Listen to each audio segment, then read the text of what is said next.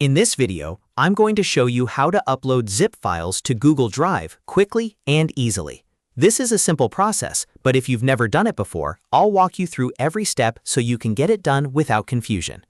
Uploading a zip file to Google Drive is a great way to store compressed files, share folders, or keep important downloads backed up in the cloud. If this tutorial helps you out, make sure to hit the like button and subscribe for more easy tech guides just like this one. Alright, let's get started. First, open Google Drive in your web browser and sign in with the Google account where you want to store the zip file. Once you're on the Drive homepage, look for the Plus New button on the left side of the screen. This is where Google Drive lets you create folders, upload files, and add new items to your storage. Click on Plus New and a menu will appear. From that menu, select File Upload. This tells Google Drive that you want to upload a file from your computer rather than create a new document or folder.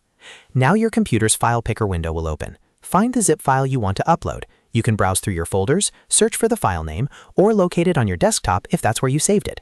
Once you've found the zip file, click on it to highlight it, then click Open.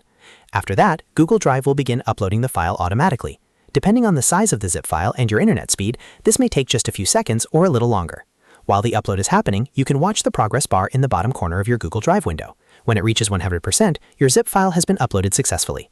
At that point, you'll see it appear in your Drive file list, where you can rename it, move it into a folder, or share it with others if needed. And that's it. Your zip file is now safely stored in Google Drive. This is one of the easiest ways to back up compressed files, share project files, or keep important archives organized in one place.